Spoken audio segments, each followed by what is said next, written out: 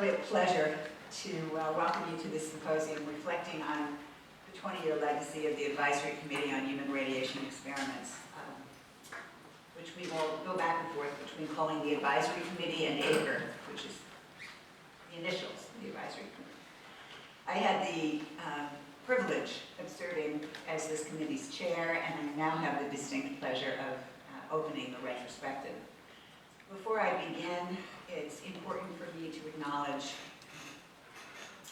the man for whom the symposium is named. You can read more about him and his family on the back of the program. This is Robert Levy, who graduated from the Krieger School of Arts and Sciences in 1936. He was a towering figure in the civic life of Baltimore.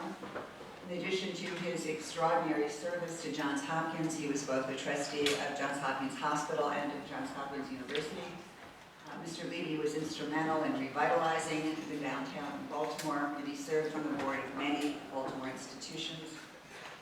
Robert Levy was also a patron of the arts.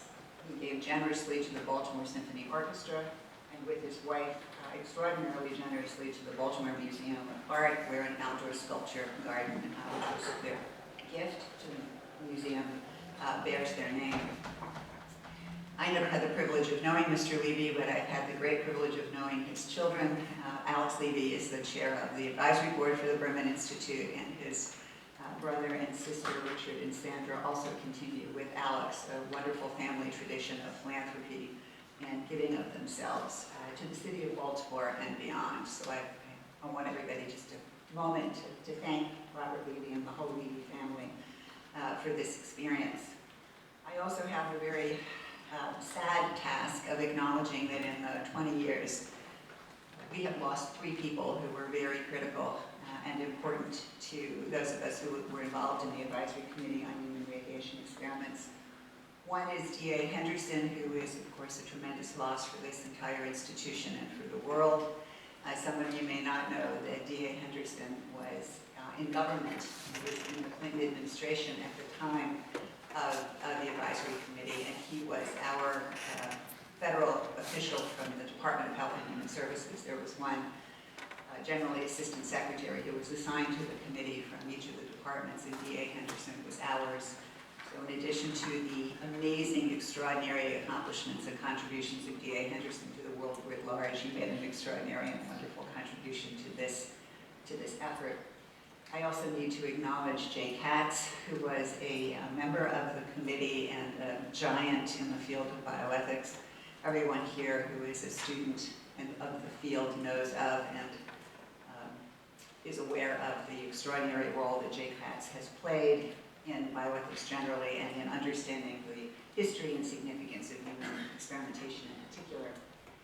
And most recently, we lost Patrick Fitzgerald, who was one of the young people.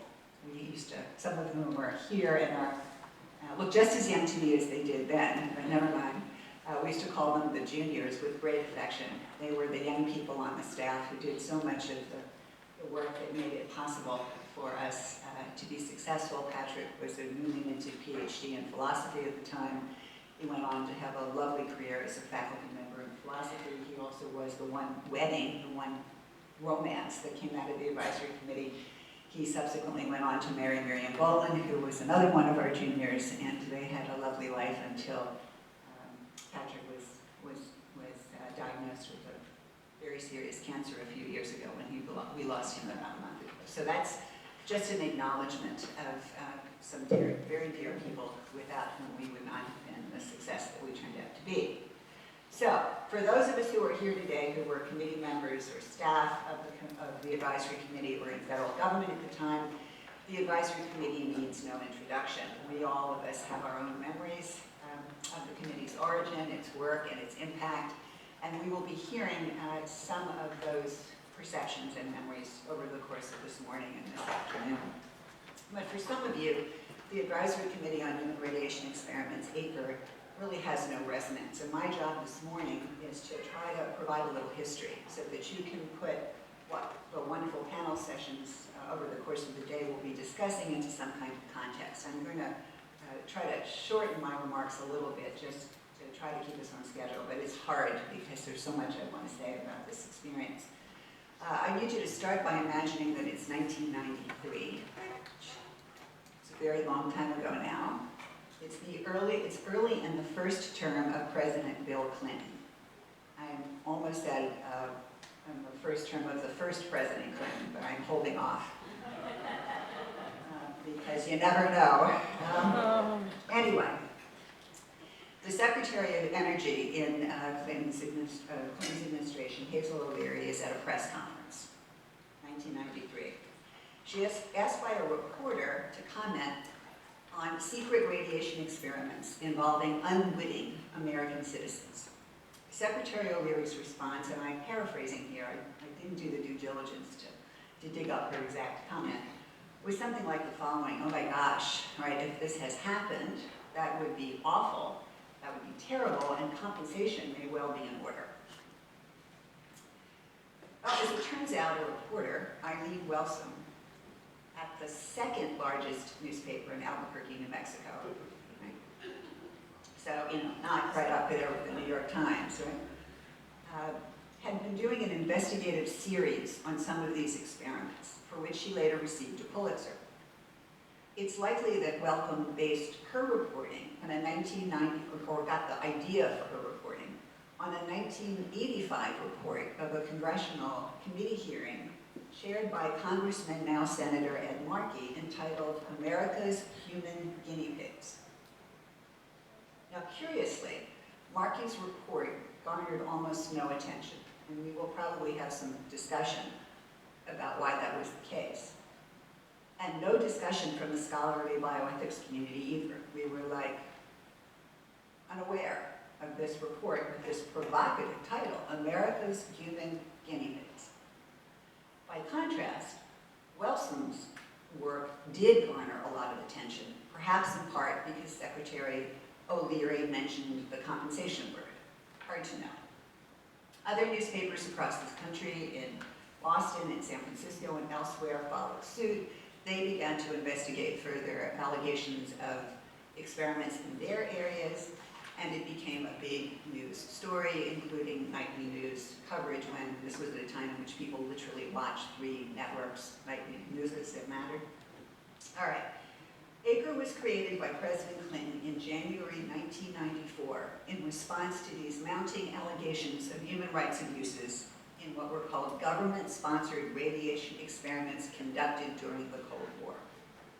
The suspect research included a series of experiments in which patients, some terminally ill, some, as it turns out, not terminally ill, were injected with plutonium at Oak Ridge Hospital, the University of Rochester, the University of Chicago, and the University of California, as well as 2 experiments in which seriously ill patients were injected with uranium at the University of Rochester and at Mass General. What I'm going to try to do now is give you kind of a bird's eye view of the work of the advisory committee. I'll begin with our mission, the resources and methods we employed to achieve it. And then I'll conclude by very quickly reviewing the scope of our report and, if time permits, 1 or 2 of our recommendations. And I am counting on the panelists to weave in much more of the story and the impact of the advisory committee in their remarks. So this is more background than it is a discussion of what we concluded. So the advisory committee was a presidential advisory commission with the committee members appointed by the president. Our designated government liaison, and all federal commissions have to have one, was a member of the White House staff. Our report was submitted to the president through a working group of the cabinet. This means a subset of cabinet secretaries who were essentially involved because their agencies were implicated in the allegations. Although presidential advisory commissions are not rare events in the history of American public policy, the creation of a presidential commission is nevertheless always a noteworthy national event. It signifies a special action, if not an extraordinary action by the president. And I raise this now because our story really was only possible because of the status and authority we enjoyed as a presidential commission. It was probably our chief asset. The mission set out in the charter highlighted our function as a national ethics commission. We were charged with making determinations about the morality of actions and policies and the conduct of human radiation experiments and intentional releases of radiation into the environment. So that's the history part. And we were asked to assess the extent to which current protections and practices are sufficient to guard against moral abuses of human subjects now and in the future. So we had this sort of traditional ethics commission focus, bioethics commission focus, about the ethics of human experimentation, past and present. But from our inception, it was also clear that we had an additional mission. News reports had alleged not only that biomedical scientists had acted unethically, but also that in the interests of national security, the American government had deceived and used Americans in human experiments and exposed them intentionally to environmental releases of radiation. So the focus was not only on were scientists potentially acting unethically, but was the government acting unethically in the interests of national security. These allegations really went to the heart of the compact between the citizenry and the government, and they also symbolized the worst of the Cold War, evoking images of a secret government, clandestine operations, manipulation of the truth, and so on. The Clinton administration, in its early days, had undertaken a major initiative to reverse this image, and with it, to raise public's confidence in government. They were, after all, the first administration to begin their tenure in the post-Cold War era. So this is really important if you think about the historical context. Finally, the Cold War is behind us. Bill Clinton is the first post-Cold War president, and he's going to open up, right, the doors of all those classified documents and let the American people see what went on. I was going to give you read you a quote from President Clinton about the importance of this, but I think I'll skip it and just go to the last line, basically in this quote from President Clinton about the advisory committee is going on about how important the advisory committee was to his vision of giving the government back to the and increasing the people's confidence and public trust. And this is the line, I'll just quote this one line. And in order to do that, we need to increase the confidence of the American people so that at the very least, and this is the line, they could trust the government to tell the truth and to do the right things. This is Bill Clinton. So the significance of our openness mission cannot be overstated. There were these allegations of grave consequence that had been lodged against the government, and we were created in part to symbolize concern for this situation at the highest levels. We were, in that respect, not only then a bioethics commission, but in the tradition of crisis-oriented commissions, like commissions that are set up, for example, the commission that was set up after the accident at 3 Mile Island, or the commission that was set up after the Space Shuttle Challenger accident.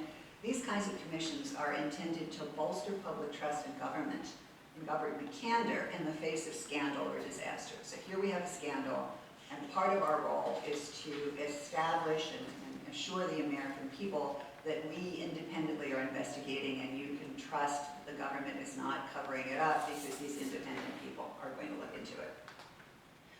Like other crisis-oriented commissions, we had only a short amount of time to do our work. We need to get the answer quickly. We had 12 months initially. It was extended to 18. We had a membership among our committee that reflected the range of expertise that was thought needed to complete our mission.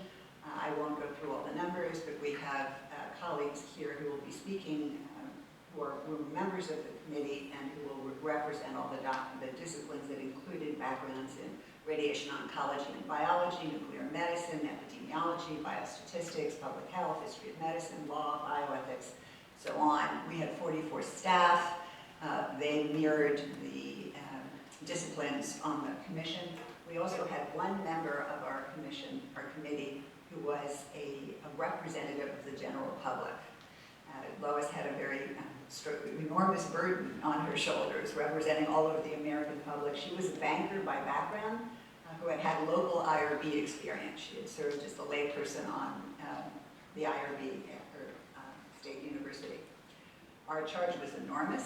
We were asked to investigate events that spanned the administrations from FDR to Gerald Ford, so you get a sense of the period of time, that involved the highest reaches of the defense establishment and also the scientific community. We had 6 federal agencies whose conduct we were to investigate: Defense, Energy, Health and Human Services, the VA, NASA, and the CIA, which was my favorite agency to work with. Between April of 1994 and July of 1995, we had 16 public meetings. We also had subsets of committee members who presided on hearings around the country. We heard from over 200 witnesses. We interviewed dozens of relevant professionals. We conducted an ethics oral history project you may hear some about, which was really quite special. We had unprecedented access to government documents, so this is where our power was in part seated. The President had directed the federal agencies by executive order to make available all of those 6 agencies to the committee any documents that we requested, any documents that could further our inquiry. In the end, we retrieved and reviewed, with the help of a small army of people in these agencies, 400,000 government documents, many of which were buried in obscure locations throughout the United States. If I had more time, I would give you sort of all of those images we developed to explain what 400,000 documents looks like. It's a lot, right? Some of the most important documents were secret, and they were just declassified at our request. A few were never declassified, but most were successfully declassified and made public. Now, this status and authority we had as a presidential commission really did help tremendously. The agencies varied in the extent to which they were willing partners. The Department of Energy was more than a willing partner. That became a personal mission for then Secretary O'Leary. Let's put it this way, the CIA was less of a willing partner. But we also had tremendous press coverage, and that gave us leverage in the relationship with the agencies, as well as the executive order. In addition to looking at experiments conducted in this historical period, we had a never-again component to our mission. We were asked to look at the current state of human subjects research and make recommendations about whether or to what extent what had happened in the past, if bad things had happened, could be repeated, and then to make recommendations about what should be done if that was the case. So towards that end, we undertook 3 projects to examine the current state of human subject research. First, and I'll do this in short compass, we studied how each agency of the federal government over which we had not jurisdiction, but some authority in our remit, currently oversaw research that it either funded or conducted, both conventional research and any classified research with human subjects. We also selected a random sample of 125 currently funded research projects, that is, currently ongoing research projects funded by the federal government, some in the area of radiation science and some not, so that we could get some understanding of what was going on in the current state of play. And there we requested all documents pertaining to human subjects, both held by the government or held by private institutions, specific to those 125 research projects. And third, to learn from people most directly affected by what we would recommend. We surveyed not quite 1,900 patients who were receiving medical care in outpatient facilities at private and federal hospitals. Now, when we did the contemporary stuff, we were again very much advantaged by our status as a presidential commission. The agencies originally understood our remit, our authority through the executive order, as only extending to historical documents. But we pointed out that the executive order had no time limit, and it says, we want a document, you have to give it to us. And so then the agencies had to be forthcoming with their current documents about currently ongoing research as well. Universities and other private institutions were not, of course, subject to this executive order, which was only specific to the 6 federal agencies. So what we did have in lieu of an executive order, and I should mention we did not have subpoena power, so we couldn't demand that the private university provide us with the documents, is that old technique of naming and shaming, right? We had regular meetings, and we regularly reported on the universities who were complying with our request and the universities that were not. And surprise, surprise, every university in the end complied. Nobody wanted to be the university that didn't share documents with the Presidential Ethics Committee. I mean, that's not a good thing, right? Really not a good thing. And almost all of the institutions that we approached to interview patients cooperated with us as well. So that's kind of the scope of our work. It was an enormous task, and we, in retrospect, I guess when I reflect on this, hardly imagine how it is we pulled this off. So now I want to, I'm going to sort of raise an off-the-wall question. How many of you remember the O.J. Simpson trial? You know, so you guys don't know where this is going. And for those of you who are younger, did you by any chance watch People versus O.J. Simpson, American Crime Story? That was out this year and then won 5 Emmys. Right, so if you weren't around for the real thing, you can re-experience it with this Emmy Award miniseries, TV miniseries, which I haven't yet seen, but I understand is quite good. All right, so either way, you'll have a sense of how that trial riveted the nation. The jury handed down its verdict in that trial on October 3rd, 1995. Those of us who are part of the advisory committee of ACHRE will never forget that day. Not because we were more concerned than the rest of the country about what was happening in the O.J. Simpson trial, although we were all riveted, including, I can tell you, the President of the United States was riveted. It happened that that was the day we delivered our final report to the President at a White House ceremony. In the morning, the verdict was handed down in the afternoon. So there, as everybody's waiting breathlessly to find out what happened, right? We are handing to the President a 900-page report. 18 months of investigation, analysis, and deliberation were distilled into this document. The report was divided into 4 parts. The first part, on the ethics of human subjects research, a historical perspective, basically reported on what we had learned about what the standards and practices were of research conducted with human subjects in that period from 1944 to 1974. It also presented our framework for evaluating the ethics of human radiation experiments, basically our approach to retrospective moral judgment grounded in both history and philosophical analysis. The second part of the report is the case studies report. That's where we essentially share with the American public what we learned about the range of experiments and intentional releases that we investigated. And these included the plutonium injection and uranium injection experiments I had mentioned earlier. There were total body radiation experiments. There were experiments with prisoners. All of these were intended to gather information that would be useful in protecting the safety of workers either in the nuclear weapons development world or in space exploration.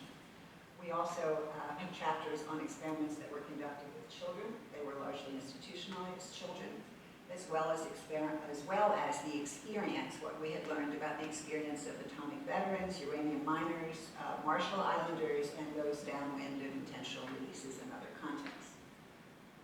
Also in this part of the report, we have a section in which we discuss how secrecy impaired and continued to impair what we could learn about those experiments and those releases. The third part of the report reports the results of our contemporary projects, the projects that we conducted for the mid-1990s period, the 3 projects I mentioned. And the fourth part of the report, coming to terms with the past, looking into the future, reported our findings and our recommendations. So at this point, we're at 11. I think what I'll do is just give you a tiny sense of the kinds of recommendations and findings that we made, and then you'll hear more in the panel. So really briefly, just quickly, we did find that wrongs had been committed, and based on that, moral wrongs had been committed in the conduct of these experiments. And based on that finding, we recommended that the government deliver an apology and provide financial compensation to the subjects of a certain specified number of experiments. We also concluded that a grave injustice had been done to uranium miners by the government and recommended the removal of barriers to compensation under existing legislation. We had additional recommendations with regard to environmental exposures and also for the Marshallese and the atomic veterans. So I won't go into those in the interest. Based on the results of our contemporary projects, we found that in the mid-1990s, which is when we were examining the current state of affairs, there were indeed serious deficiencies. That was the term we used. It took us forever to get to it. That's the term we landed on. Serious deficiencies in the current system for the protection of rights and interests of human subjects. Many of our recommendations were directed at this finding, including some specific to informed consent, which will likely be discussed later today. Based on a finding that as of 1995, it was still possible for research involving human subjects sponsored by the federal government, as well as environmental releases conducted by the government. It was still possible in 1995 for those experiments and releases to be classified and conducted in secret. We recommended specific changes in applicable federal policy to safeguard the rights and interests of human subjects and communities. We called especially for the adoption of a federal policy requiring informed consent of all human subjects in classified research, and proposed that this requirement not be subject to any kind of exemption or waiver ever. We called further for the creation of an independent panel of appropriate non-governmental experts and citizen representatives to review and approve all classified research with human subjects and all secret environmental releases. This is my not-so-subtle segue to the first of today's panels on secrecy, science, and national security. So with that, join me in welcoming our guests.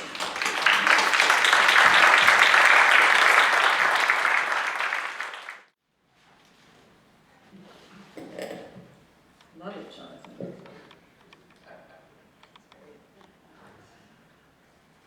So thank you for joining us today. So the panel that I'm moderating is Secrecy, Science, and National Security. We have three highly esteemed guests today to speak to you, all of whom played very important roles on the advisory committee. The first who will be speaking is Jonathan Moreno, and Dr. Moreno is the David Lynn Silfen University Professor of Ethics at the University of Pennsylvania. He was also a Senior Policy and Research Analyst for the Advisory Committee. I'd also like to add that he is a historian and bioethicist who is absolutely committed to impacting public policy. And certainly on my reflections of the last 20 years, that's the way I think about you, Jonathan. And Dan Gutman is the former executive director of the advisory committee. He personally identifies himself as a teacher, consultant, author in Shanghai.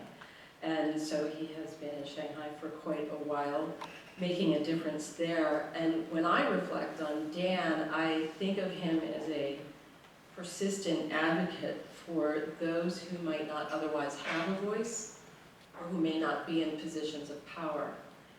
So, very important impact on our lives today. And General Russell, so Phil Russell, is the former commander of the U.S. Army Medical Research and Development Command and Professor Emeritus here in the Department of International Health in the Johns Hopkins Bloomberg School of Public Health. And General Russell was a committee member with tremendous influence on the committee's decisions. And when I reflect on General Russell, I think about him in terms of leadership, scientific, medical knowledge, and committed to bettering the health of all of us. So they've all had an impact in their past as well as their present, and certainly will have ongoing impacts in the future. So more administratively, the plan is that each of them will be asked to speak for 7 minutes. And for those of you who know some of the folks on the panel, that's not enough. And I feel that it's not enough to really hear from them, but that's what we have. So we're going to take our 7 minutes, because we would like to allow some time for for questions from the audience. The plan right now is for you to write your questions down. There are some index cards of sorts along the ledge and some pens, and we have folks in the room who would be happy to pick them up, so just lift up your card and we'll go from there and take your questions. So thank you very much, and with that I'd like to introduce Dr. Jonathan Marino. Thanks, Annie. So the point of this slide is you can see that I've only gotten better looking in the last 20 years, which I owe to the Commission. The truth is I owe my career to the Commission. And I think that history of medical ethics, the field of bioethics in terms of the way we do work on archives and on ethical questions, and the way we do science policy today have all been changed by what the advisory committee did 20 years ago. And so I want to kind of try to open the day by trying to express in some thematic ways how profound the effect of the advisory committee has been in so many different ways. It even followed me on vacation last week. So last week I was a faculty host for a Penn alumni travel week in the Southwest National Parks. 41 of us on a bus, one of them is here, Professor Karen Kaufman from the Maryland School of Nursing. And it was beautiful, it was exhausting, hikes and getting on the bus and getting off the bus, and really interesting people.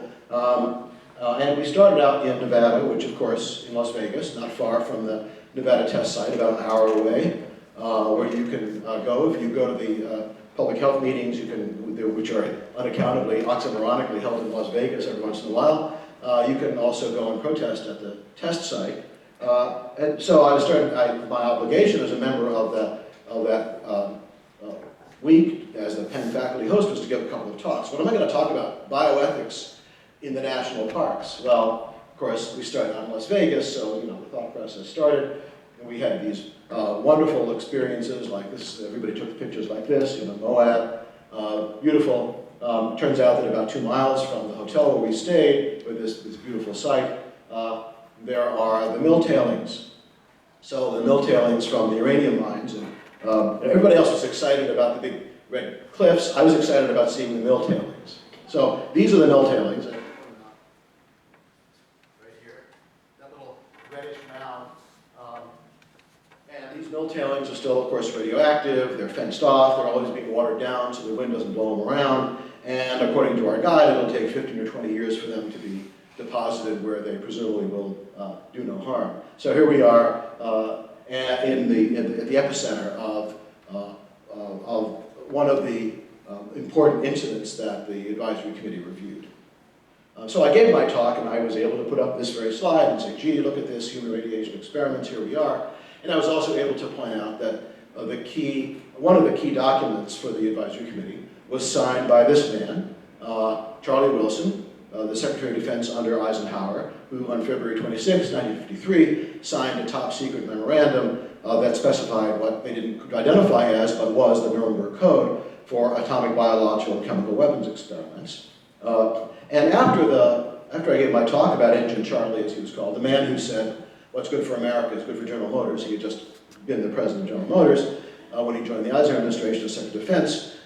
Before dinner, a lovely older man who was on the tour came up to me, Tom Unkefer, from suburban Philadelphia, who rehabbed many of the buildings at Penn over the years, including Irvine Auditorium, iconic building, the building I'm in, Blockley Hall, and he came up to me and asked me all kinds of questions about Charlie Wilson. I said, what's going on here?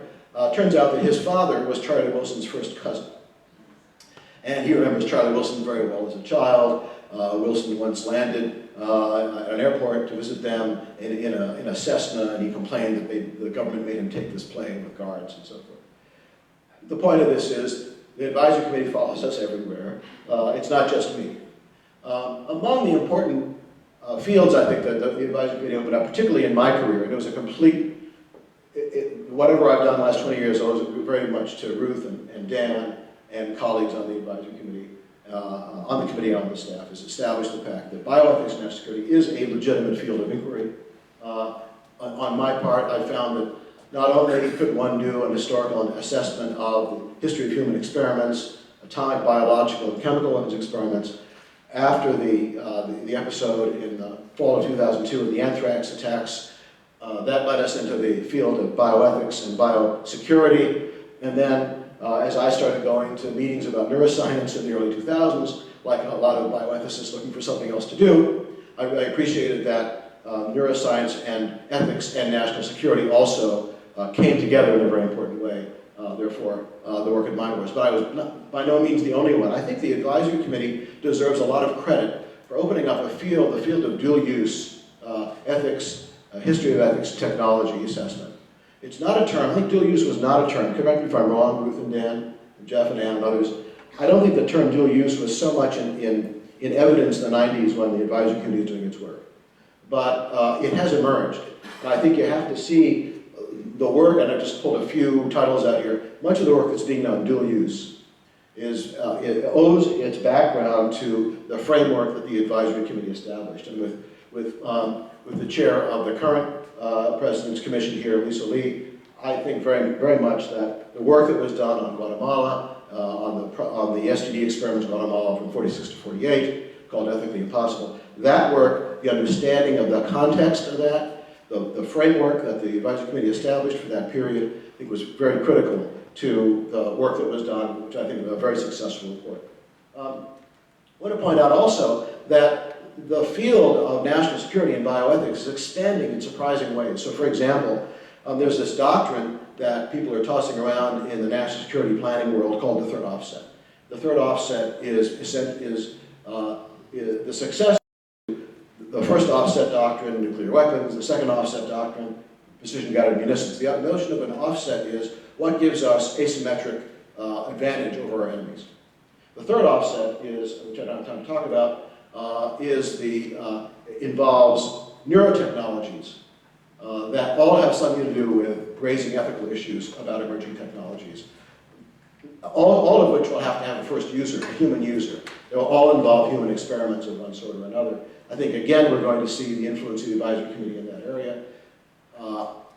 There's talk about a new kind of implantable array that's going to require new materials, that will be an implantable neurochip that will have tremendous implications for the doing of human experiments, the needs of national security. Finally, a current project, as I mentioned to you, again, the influence of the advisory committee, through the generosity of the Wellcome Trust, my colleague Wolf Schmidt at the University of Kent in Canterbury, England, and I have had a seed award to begin to scope out a new project on bioethics in a neglected region.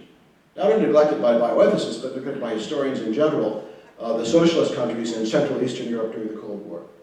There was a lot of very interesting experience with respect to human research and the standards for doing human experiments in this challenged, troubled region, where the cultural themes, the political pressures were quite different from the ones faced in any other part of the world. This is a new kind of platform, I think, this region, for thinking through the implications of the development of culture and politics in a region that has been under-examined.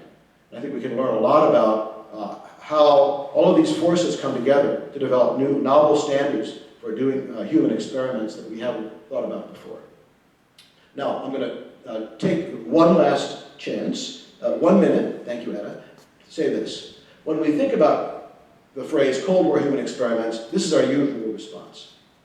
One episode that has already emerged in that Eastern Central European area that I mentioned to you, which has gotten almost no attention in the United States, was part of an expose 3 years ago in Der Spiegel. It turns out that there were hundreds of drug trials in East Germany during the Cold War, sponsored by Western pharmaceutical companies.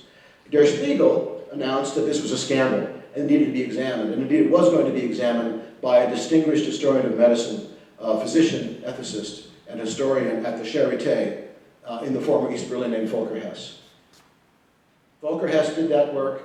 Turned out, actually, it wasn't a scandal. Those experiments were done very much in accordance with he concluded, with the ethics of the day during the Cold War as they were conventional in the West. So that changed the story entirely. His book, Testament Austin, is a very fascinating example of how one needs to keep an open mind that even in an authoritarian regime, this could be the good news and the bad news, it may be possible to do ethical human experiments, or at least to do experiments in accordance with the ways that they are done in non-authoritarian regimes at the same time. The full story of that is a complicated one. I published a little blog piece, if you want to read a little about this, a couple of weeks ago. There's nothing else in the English-speaking bioethics literature about this. But here's the punchline for the influence of the advisory committee.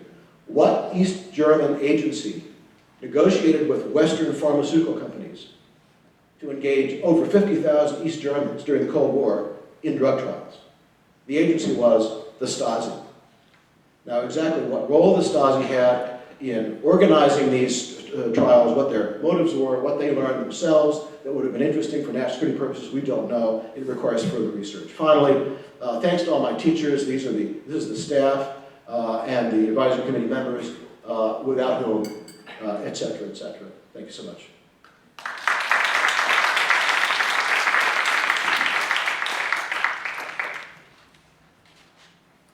Just a reminder that there are cards there if you have questions. Wow. I look around me and I say, I'm glad the advisory committee was 20 years ago when I was unself-conscious and naive. I'm not a scientist, and Henry Royal is saying that's true. I look around, General Phil Russell, who was the forefront of Ebola, Jonathan, who gave up a meeting chairing the National Academy of Sciences today, all of you guys, I'm saying, my God, I would have walked out the first day if I were aware as I am now. I want to talk about, those of you all remember Cat's Cradle with Kurt Vonnegut. This is the depth of my intellectual rigor. Kurt Vonnegut had the notion of Grand Falloon, the thing that we think the world is organized around, the United States, China, the Communist Party, the Catholic Church. So that's not the way the world works. The world works by these informal things. The cuirass, the person you sit next to on the airplane, it turns out you have the same birthday, but the question is, what's the real cuirass and what's the false cuirass? So what's fascinating to me as I look back on the advisory committee are the things we discovered, and in my social science hat, I see my NYU Shanghai students, I got to use the social science jargon, mechanisms of influence. Things that affect change that aren't the law, the formalities, but the informalities, and the things we uncovered. And I'll keep this to 4.5 minutes now.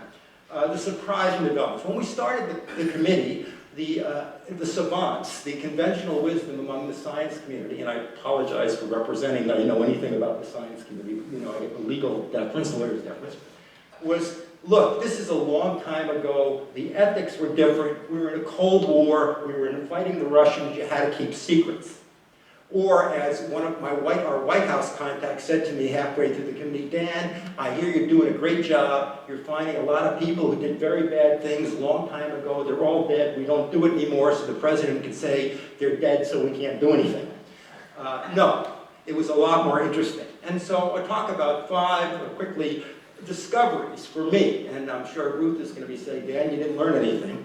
One is institutional serendipity. Ruth and Tom, of course, wrote Informed Consent, the book, which I tried to look at before the committee started. One is that the notion of consent in the United States started not with the civilian doctors or Department of HEW, but with the military, a confluence, a concatenation of institutional serendipities.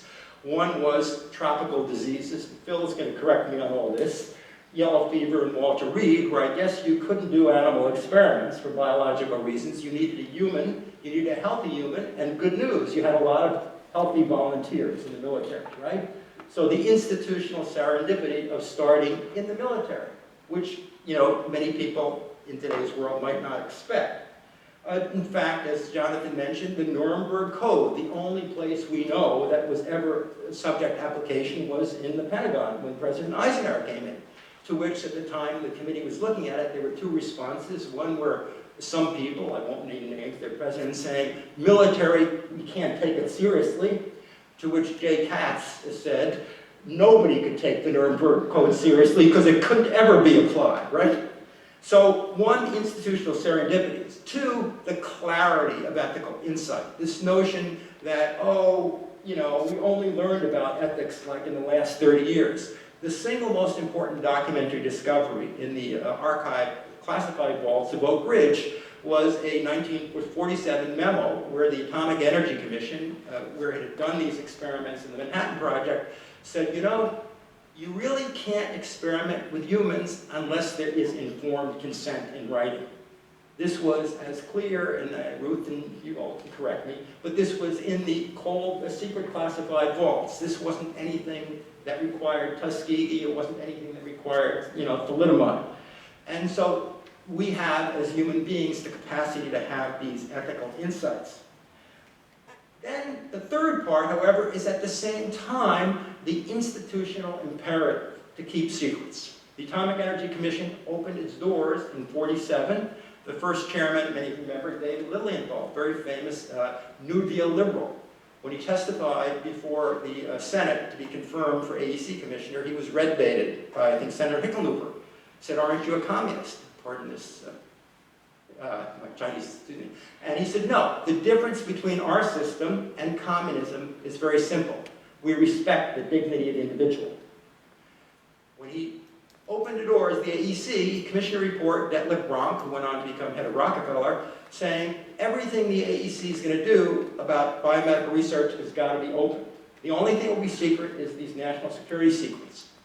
At the same time, internally, the AEC was keeping secret all of these so-called secret human radiation experiments. And the document trail we found was keeping them secrets for reasons of fear of embarrassment to the US government and lawsuits against contractors. Thinking, what is this? Who in 1945 or 46 was going to sue the US government? We had sovereign immunity, much more stringent. Who was out there? And here is Lilienthal, number one, you know, liberal, if that's a word that's still got any meaning. Two, having, you know, put itself out saying we believe in openness, and at the same time keeping secrets. And we never got to the bottom. We were able to interview, I think Jonathan was there, Vogel, who was the general counsel, and he couldn't remember. So this mystery of why the secret keeping. Four is the role of the professions. This is really glib, and I will get feedback, hostile I'm sure. Doctors, the bad news is that military would give them money and say you can do research, they would do it. The good news is they wanted to get Nobel Prizes, so they pushed to open it up. The lawyers, my perspective, in advance they say you got to open it up, but once it's done they'll say we'll help you cover it up. Gil Whittemore, who opened up the Harvard archives, Harvard Medical Archives, we discovered Henry Beecher, who of course was the Ralph Nader of biomedical experience. He was at Harvard, led the effort to prevent the Army from applying the Nuremberg Code to Harvard on the grounds that we're doctors, we don't need it.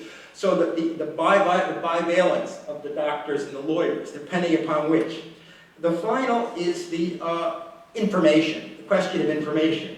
And here, a message of the committee was how much was hiding in plain sight. I went on Wikipedia right before this, and we all know Eileen Wellsome had broken the story, as Ruth said, that essentially led to the creation of the committee. But on Wikipedia, it's now Senator Markey, years earlier, but nobody paid attention. Why not? When the first day we had our hearing, all the agencies reported about what they had found. The government, the White House, when I took the job, I said, how are we going to get information from these people? And Chris Barney said, oh, the president sent out an order for everybody to cooperate. I said, yeah. First day, the CIA said, we searched 26 million documents, we found nothing. Holy shit, what am I supposed to do now? Fortunately, I don't know if Jim David is here, super sleuth. Jim David in the Smithsonian on our staff, Smithsonian not allowed, I think, to get access to classified documents. He knew the public archives. In the public archives, there were documents implicating the CIA that it claimed it was able to find in its own archives. So how much is open in plain hiding? So lessons, you know, to wrap it up, the core questions, you know, looking forward, we don't know what, you know, the world will look like. We know there are obviously new ingredients, social media, whistleblowers, non-state actors, and today the issue may not be secrecy, but privacy, right? But you know, the lesson for me is, one, how much of what really makes the world work, you know, going back a little bit to Vonnegut, is not the law, it isn't the president, but it is these informal, serendipitous, institutional accidents. It is the ways in which professions may work this way today, that way tomorrow. And it is the essential core capacity of human beings to have ethical insight in places that may be surprising, coupled with how much of what we think is secret is really hiding in plain sight. So I just want to...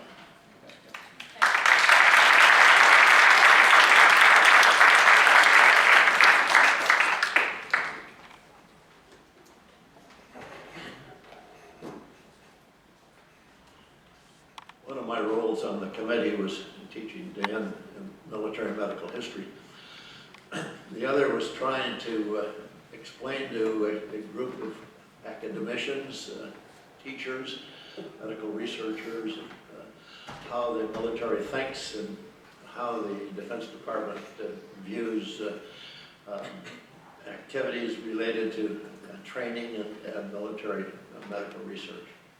It was a wonderful experience for me. I learned an enormous amount from my colleagues, and I hope I passed on some useful information to the committee.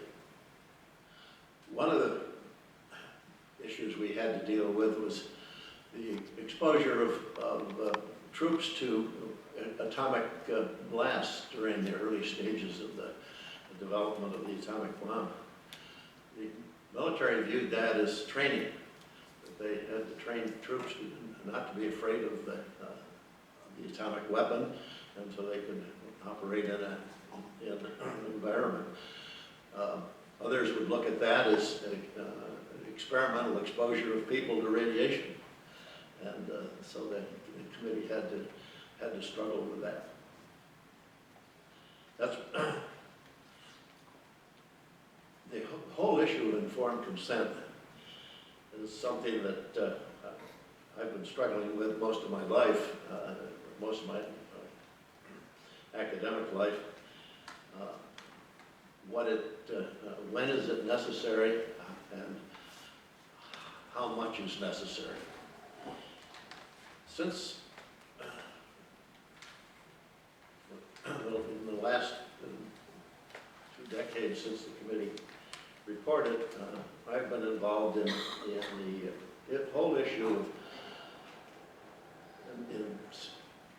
of informed consent for the emergency use of products that are not yet licensed for public health purposes.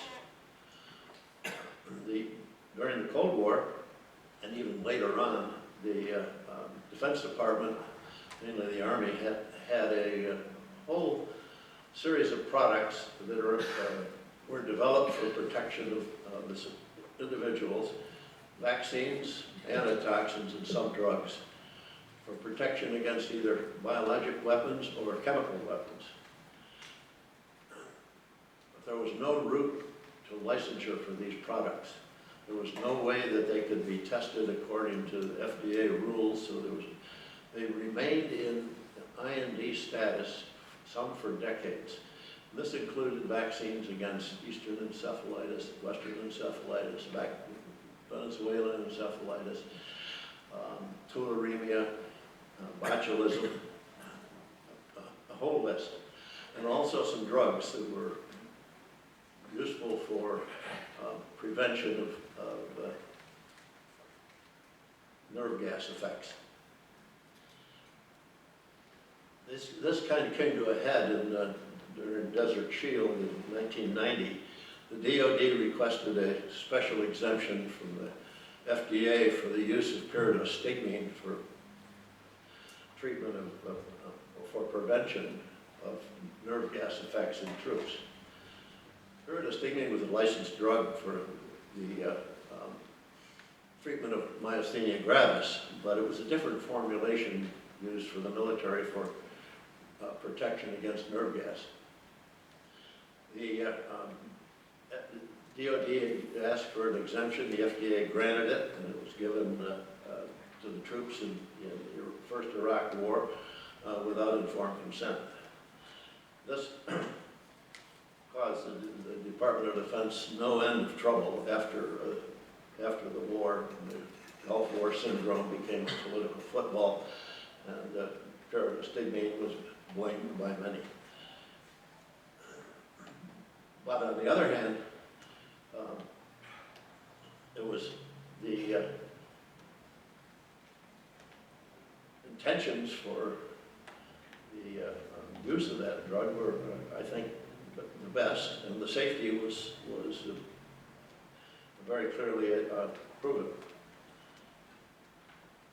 This whole issue became a much bigger issue after the 9/11 events and the anthrax attacks. HHS began to develop new products for protection against bioterrorism and put them into a stockpile. But they are of no use under the current law, or under the existing laws at the time, for emergency use. If most of those, there was no clear route to licensure. And that wasn't solved until 2002, when the FDA,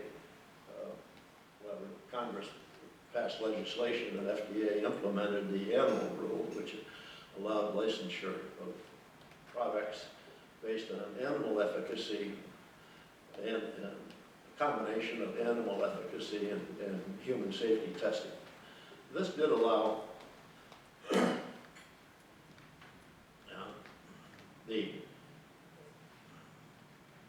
it did provide a path to licensure for several products.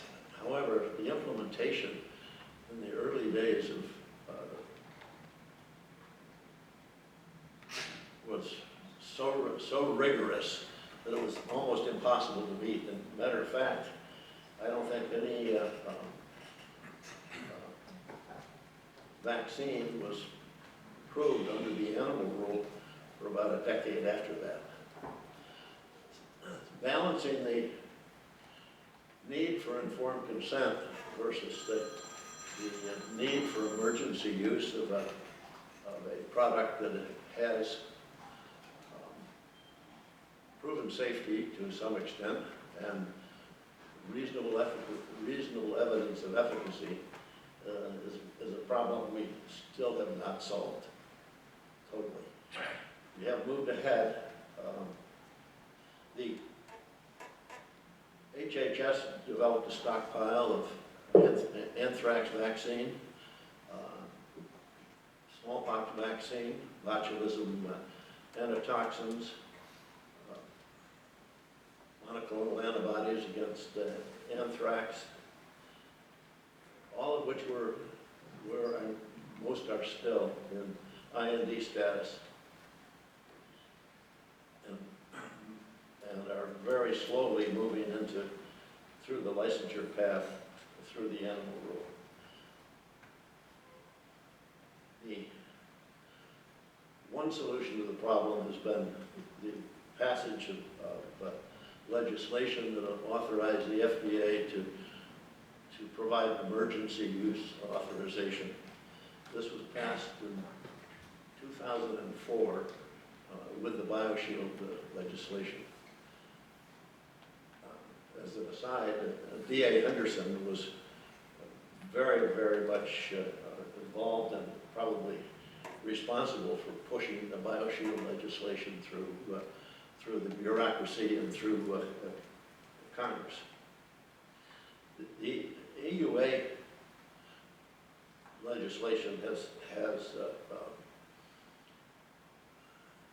allowed the government agencies to apply to the FDA for emergency use, and the FDA has provided, I think, very good guidance as to the level of safety and the level of efficacy evidence. I think still does not really solve the problem of judgment. And that's the key to understanding whether a product should be used without the incredible details of the licensure process when there is good evidence of its efficacy and safety. I think we're going to continue to struggle with that issue. We didn't deal with it the best possible way during the Ebola epidemic in Africa, although we did get the vaccine out there in a manner that I think was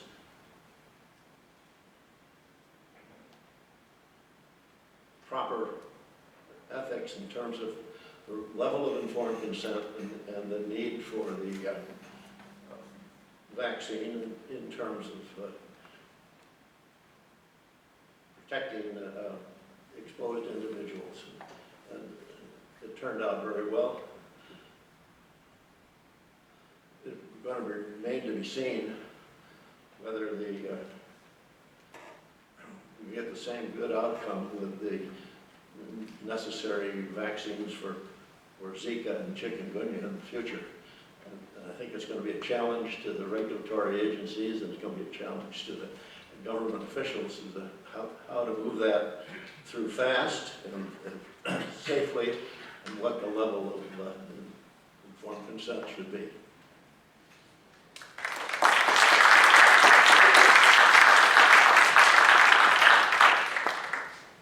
So are there any questions or have anything collected?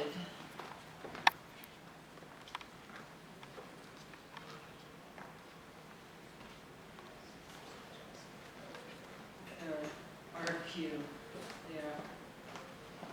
So while we're waiting for some questions to come, I was going to ask you, for example, Jonathan, how has your work on the advisory committee changed how you approached your work? How much time do you have?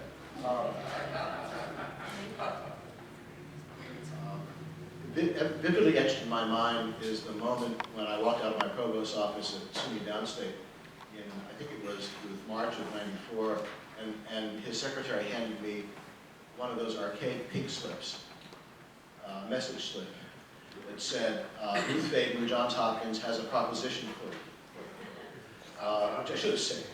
It was a little less provocative than it at first sounded. But the week before, Ruth had been in New York Times, interviewed about the new advisory committee. I have to say that I was, and Leslie, who's not here, will vouch for this at breakfast, I was drooling on the New York Times, because I said that, there's an emphasis gets a dream job, I think that was the title of the Times piece. Oh my God, I want to do that. So when Ruth called, I got very excited, and happily she invited me to be on the staff. How did it change my career? I realized that you can't, my philosophical hero was John Dewey. You can't do moral philosophy without knowing the context. And I had the opportunity to develop some modest skills in working in history and working in archives and developing a sense of richness. And I think that, frankly, is one of the areas in which bioethics lacks, which is a sense of historical richness and context. So that, for me, it was the enormous change in the way I thought about the issues of history. Dan, did you want to? Yeah, well, actually, two that are, this is like combining things that seem real but probably aren't, things that are real. I was after the ACHRE, I was President Clinton appointed the advisor to the Worker Health and Safety Review Commission, and the big case I had was whether the United States government should be able to regulate ergonomic hazard. And the case had been sitting at the commission for a decade, primarily because there were all these scientific epidemiological studies, and nobody on the commission knew what to do with them. So I said, great, I can see if I remember anything from what Duncan told. And so that was, that was an exciting apply. The second was, subsequently in 2000, I've been representing nuclear weapons workers. We wrote in the midst of the Bush-Gore election, nobody thought we could do it, we got a law passed, the Nuclear that owed that law to the work of the advisory committee in two respects. One, I actually testified for my friend Lamar Smith using the advisory committee's work, but the concept at the core of this law, which protects up to 500,000 workers exposed, was what happens when people come down with cancer. Eli Glasstein said, you know, 1 out of 1,000 chance, but if you get it, you think it's you that were the victim. And, you know, it's not a certainty, but there's a possibility. It's a legitimate causal possibility. And the government, of course, didn't have good data, and so we wrote the law to put the burden on the government. If you have evidence, the worker shows they were there, and there's no data, the government has the burden and it loses. But this comes directly, I recall, from the ACHRE discussion about if you're going to have a secret experiment like the CIA, okay, maybe you don't tell people, but you got to keep the data. The third thing, which is the real one, this is the one that he said, and Emily knows, is my whole life since then, especially teaching in China, is back and forth on the internet with students who must think I'm crazy. This all comes from what was our Lotus system? Intranet system. In the committee was the primitive, we were intense back and forth. You know, this sense, and the wonderful thing about the sense, you know people, I say you love them, but you know, they're working with you. And you know, you speak freely, and you know, that's the way it is. It's really in the interest of a product. So everything I do in the teaching in China, the back and forth, comes directly from this Lotus internet system. And lastly, General Russell, and then I have some more questions. I think the whole issue of how you manage informed consent as medical products go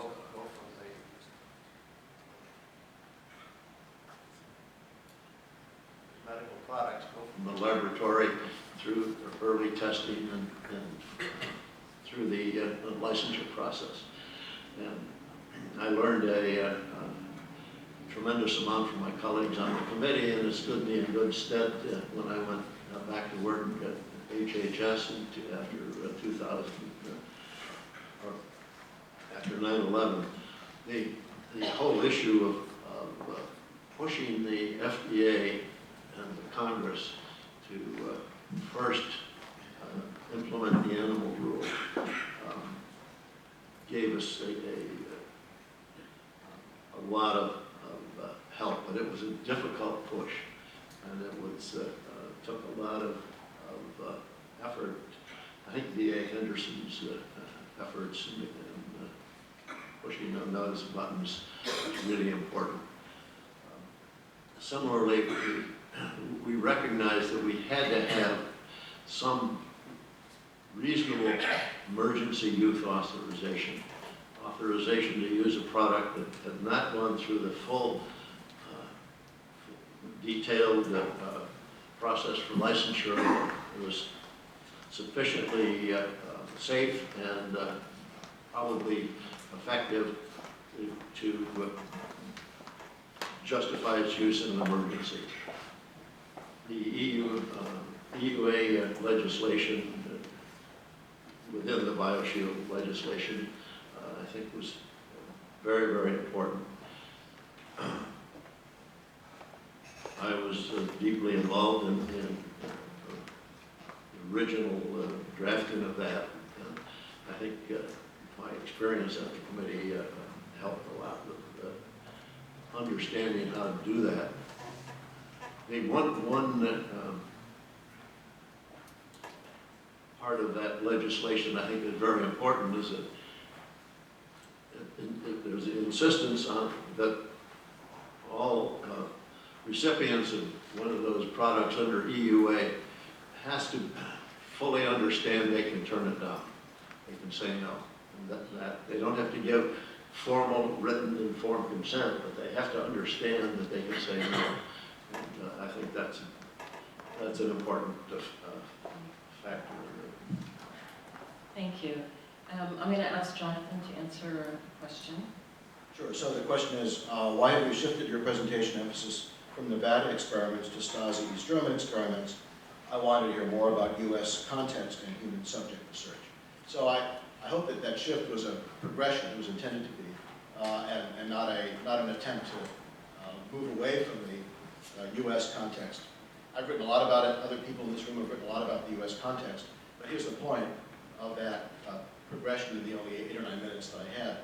We know something at least about the suffering of the Navajo uranium miners. We know something at least about how the Public Health Service made what many of us believe was a bad call, but a call that needs to be put in historical context about their failure to inform the miners and the workers in the mills about their exposure. That was a bad call. We made that argument in the advisory committee. But at least we know something about that. What we don't know very much about at all is what the situation was in a very challenging and troubled region, namely Central and Eastern Europe, at the same time when human experiments were going on. And the role of a national security entity like the East German secret police, of which, by the way, 2.5% of the people of East Germany had a relationship to the Stasi. They were either employees of or informers to the East German secret police. And yet, this is the agency that ends up managing the relationship between Western pharma and East German research institutes. So, of course, we don't know all that we should know. Perhaps we will not know, never know everything about what happened in the United States during the Cold War with respect to human subjects and national security. We don't know anything about what happened in that part of the world, almost nothing. Indeed, I'm going to stop with this sentence. If you start looking at the literature, what people in Central Europe, the socialist countries, were saying about the United States in that period and about our values, it is not uncommon for you to see when people, ethicists and historians, are writing about the U.S. in that period, to point to the syphilis study, even to point to versions of the radiation experiments, to point to the Brooklyn Jewish Chronic Disease Hospital case, or they'll point to it and say, see, those Americans are doing those experiments with government money against their own people. We don't do that here. So I think it's very important to see that there are other platforms for trying to understand the relationship between national security and bioethics that are not only Western, but have variables that are unfamiliar to us, as they were in that period in Eastern Europe. That was the point of the talk. Thank you. And Dan, you have a few questions, and we only have just a very few minutes, so I'll leave it to your judgment. I will say that everyone will be available during the break, so if you have additional follow-up questions, there'll be an opportunity. First, Suki Richmond. Dr. Shanghai read? Anyway, it's about toxins in Chinese pharmaceutical companies. I follow that, adulteration of China products. It's very interesting. I follow that intensely in China teaching. I'm also the lawyer for Chinese whistleblowers. My hypothesis is that the U.S., the multinational pharma industry, is doing a lot more damage than the China pharma industry. I represent whistleblowers. The Securities and Exchange Commission just announced a settlement. It's only $20 million in relation to fraud for GlaxoSmithKline. My brother brought a case. There was a $2.5 billion settlement against GSK. The China government fined GSK $500 million, SEC $20 million. The problem with pharma is a U.S. problem. In China, there's corruption. Everybody knows it's a core problem. I do a slide when I open my class. People bribe doctors. They bribe hospitals. In the U.S. whistleblower law, the biggest offenders are pharma companies. Billions and billions of dollars settlement for patterns of bribes. It's a deeper, interesting question. The question on the Atomic Bomb Casualty Commission. Can you say what the question is? Oh, the question is, was the committee involved in investigating documenting radiation exposure among the Japanese after Nagasaki and Hiroshima? 3 points. One, I think Susan Lindy has written a book on the Atomic Bomb Casualty Commission. We were involved conceptually because I guess we call this experiments of opportunity. We didn't intend to do this, but once it was done, we spent decades later collecting data. The closest thing we did look at that was directly analogous was the Marshall Islanders and the controversy when we tested the hydrogen bombs, whether there was any intent. We found it wasn't. It was accidental that the islanders got irradiated, but after they did, we studied them. The important point, we ended up studying the atomic veterans, and the White House was not happy about that. We weren't mandated to study it, but we were able to find an experimental hook, that in fact there were experiments conducted on the soldiers, to be clear, not to expose them to radiation, but to see what the psychological effect. The final question, I'm not sure what Dan O'Connor, I'd love to talk about, isn't the problem corporate security, not national security, before I go off, and then we can talk about what we mean by corporate security. That's what I spend a lot of my legal work on. Okay, General Russell, do you want to just take the last question and have the final word? I'd like to take the question, but I don't understand it. What do you think about theoretical bioethics providing a possible final solution and justification of violations of the informed consent principle? I'm going to have to turn that one over to an ethicist because I don't understand it.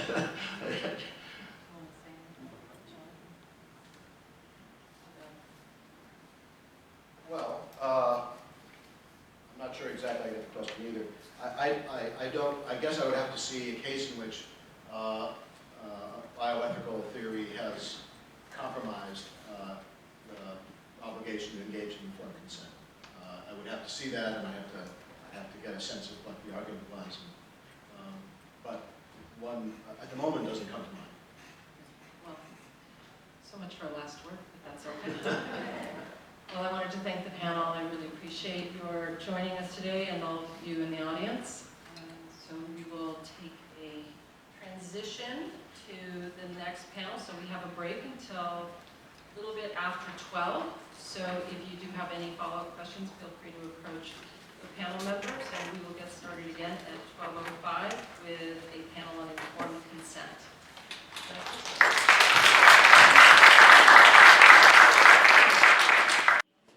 I wanted to take just a couple of minutes at the beginning to sort of crystallize some issues, because we're talking about military and governmental uses of radiation, there's a medical use for radiation. Radiation is a complicated topic. It's almost schizophrenic. It kills cancer cells, it kills normal cells. You try to kill more cancer cells than normal cells, but you can't eliminate that normal cell kill. You can minimize it. But the bad side of radiation is that it causes mutations. It causes other things too, but the mutations are the big issue. So radiation can not only cure cancer in some patients, it can cause cancer in other patients. The risk is complicated, it's not linear. And you have to appreciate that there's a good side and a bad side, like most things in life. And certainly everything in medicine, there's a price that you pay for what you get. So I want that in the background for this discussion of informed consent, which is a complicated topic because our standards have evolved over the years. On our panel here, we have Henry Royal, who's a major leader in nuclear medicine from WashU and St. Louis, Jerry Meshuggah from Hopkins here, and Nancy Cass from Hopkins, both representing bioethics. And I'll turn it over to Henry Royal.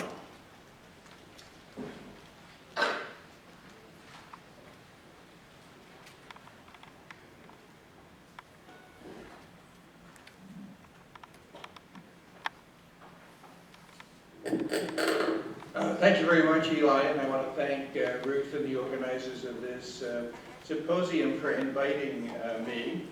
I feel a little awkward about talking about informed consent because I certainly don't have any particular expertise, so I think you can look upon me as being the straight man, and people who know what they're talking about can react to what I have to say.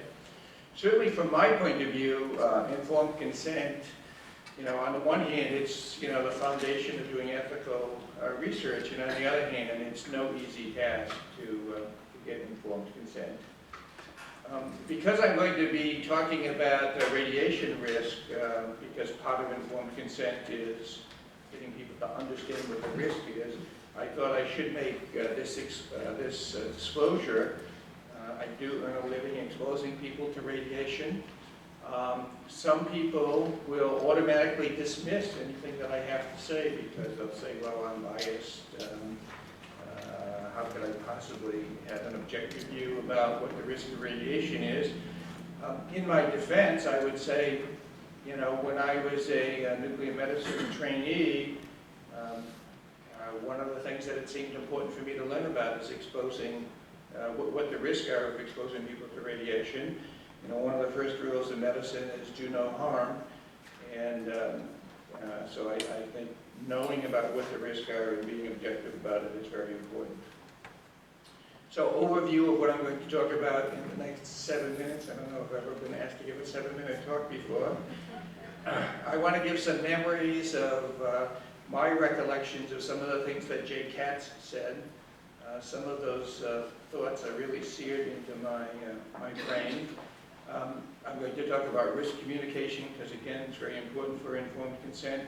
And then I'm going to talk a little bit about the risk aversion. So what I mean by that is sometimes we work very hard to avoid small risk, and the unintended consequence of that is that we actually end up exposing ourselves to bigger risk. So memories of Jay Katz. I'm not sure that this is a verbatim quote. Maybe some of the other committee members can verify whether it's a verbatim quote, but the quote is, "Informed consent is an illusion." And I mean, I think it's not that that's something that informed consent is obviously something that we should strive for, but getting informed consent is very difficult. I often compare it to, you know, when I rent a car, you know, you get this document that you sign and you initial next to all these things, but does anybody ever read it? You just sign it because you know you have to sign it. Another Jay Katz quote was, "Researchers should read different colored codes." It's very hard when you go into a hospital, you know, you're constantly being asked to sign papers for this, that, and every other thing. And it's often difficult for patients to know whether or not what they're agreeing to do is part of their medical care or part of research. We talk about vulnerable populations, you know, prisoners, children, those sorts of things, but I'm surprised that we don't talk more about patients as a vulnerable population. I can't think of anybody that's more vulnerable than someone who's got a serious illness, and they're willing to do anything in order to overcome that serious illness. So I certainly believe simple consent would be better. I mean, I would just like a person to know, number one, that participating in this research project is voluntary. There are not going to be any bad consequences. If you don't agree, your doctor's not going to think any less of you. They're not going to take any worse care of you. And the second thing is that it's altruistic. Too many people who agree to do research think that they're going to get some benefit from participating from a research project. And you know, if we knew that the research was going to give benefit, it wouldn't be research, it would be part of clinical medicine. Are we any better today than we were back 20 years ago? Well, I'm going to leave it to others to decide that. I will comment that, you know, informed consent seems to be getting longer and longer and more detailed and I think that can be a problem. Okay, so I mentioned, you know, one part of informed consent is communicating what the risks are. And communicating what the risks are is very, very difficult. And I'm going to talk about radiation risk because it's a subject that I know something about. So one CT scan, as a generalization, might increase the chances of you getting a fatal cancer by about 1 in 2,000.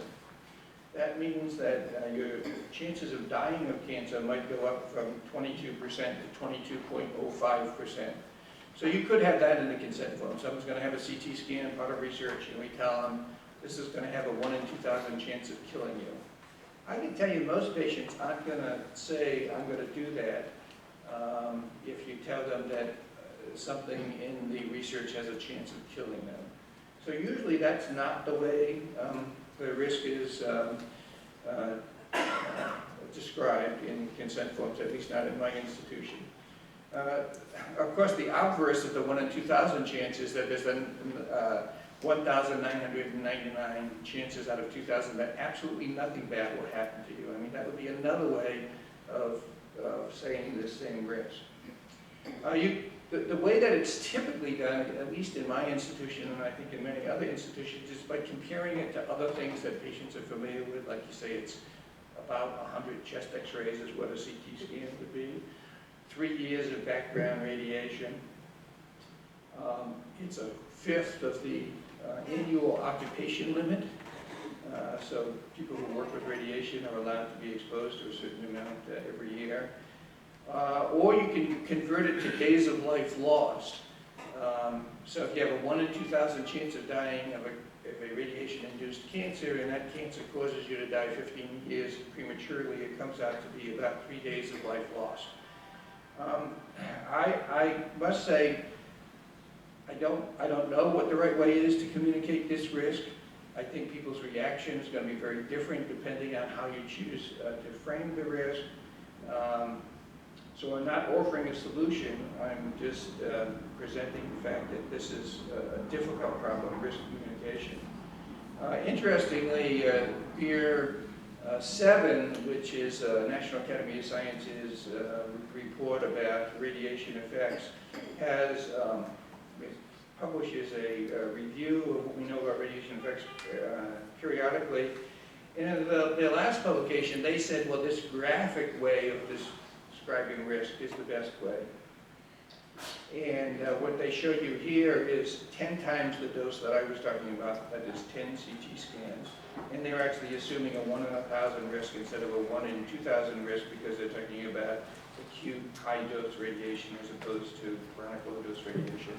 But in any case, they said, well, the public best understands things like this, where the black dots represent the naturally occurring cancers, and the red star would be the one that's caused by radiation, and that this is a way of communicating risk. Again, I don't know what the right way is. One other thing about communicating risk is it's not the magnitude of the risk that makes it acceptable or unacceptable. Certainly one of the things I've learned in my career is we tend to focus on how big the risk is. But there are other factors that are much more important in terms of determining whether or not the risk is acceptable. And things like, is it voluntary or not voluntary? Is it necessary or not necessary? So if you're doing a research project and there's a risk, even if it's a tiny risk, if it's not a necessary risk, why would you ever want to take it? And if we're just talking about the magnitude of the risk, there are lots of uncertainties. Certainly, many people think that the risks are overestimated at low doses, so these risks at low doses are extrapolated from epidemiologic studies that measure the risk at high doses. The risks are too small for us to measure at the lower doses that we might use with diagnostic imaging. We don't take into account the fact that the risk varies by age, it varies by gender, and again, we're focused on the magnitude of the risk, but that may not be the key thing in terms of getting someone's informed consent. Is it necessary? Is it voluntary? Okay, so how can risk aversion expose us to unintended risk? So one of the things that IRBs sometimes do is they somehow want to include the radiation dose from clinically indicated studies. They want to combine that with the research-related studies. And the reason that that's a bad idea is because you have to weigh the risk of doing the study versus the risk of not doing the study. And the risk of, I'm talking about the clinically indicated study, and the risk of not doing a indicated study is greater than the risk of not doing the indicated study is greater than the risk of doing it. So you have the potential that somebody's going to refuse a clinically indicated study and then expose themselves to more risk because of, okay, perfect timing. And then the last thing I want to talk about is dose limits. There's something called a Radioactive Drug Research Committee in at least institution. They're the ones who sort of advises the IRB as to what to do with radiation risk. And so this is codified in the Code of Federal Regulations. And basically it says that the maximum dose you can expose someone to for a single exposure, some organs is 3 grams in other organs is 5 grams, and that this is an annual dose limit. To take into account for age, it's 10% of this if you're under 18. It's an annual limit, which always struck me as peculiar. You know, the annual is how long it takes the Earth to go around the sun. It doesn't seem like a very biological, risk-based thing. And so it's okay for someone to get 5 millicuries in 2009, 5 grams in 2009 and 5 grams in 2010, but it's not okay to get 10 in 2009 and nothing in 2010, so I don't get it. This is just a graph of showing you how the risk does vary with age and gender. The yellow line at the top here, I guess that's what you point at, is women cancer incidence, women cancer mortality, men cancer incidence, men cancer mortality. And so you can see it varies quite a bit from by age. And so if you're doing research, you'd rather expose people who are older to radiation doses than people who are younger. And then the last thing about dose limits is when you limit the dose for a particular patient, sometimes in some experiments you increase the intersubject variability and you actually have to study more patients. And when you study more patients, the total radiation dose to the population ends up being bigger than it would if you studied a smaller population. And in fact, you cause more cancers by the fact that these dose limitations are in effect because you've had to do more subjects to account for the fact that you have this increased variability. Okay, well, I'll stop there. Maybe it was 8 minutes instead of 7 minutes.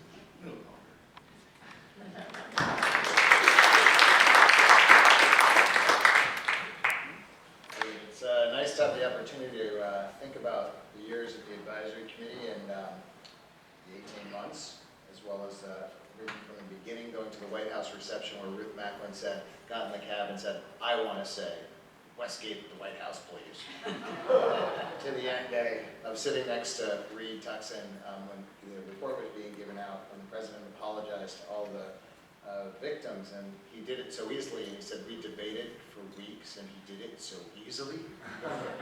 But it was really great. So I get to talk as soon as I can figure out how this PowerPoint works. So we conducted, what Ruth mentioned, there were 3 empirical studies that were conducted. One of those was the subject interview study. The beauty of having a government-funded study is you don't have to come up with a fancy title. In the subject interview study, we interviewed 1,882 people at 5 places across the United States. And one of the things we addressed was what they understood in terms of the terms research and experiment. Again, the Advisory Committee on Human Radiation Experiments, researchers at different places. And when we were doing this research, we asked them to compare different terms to medical research.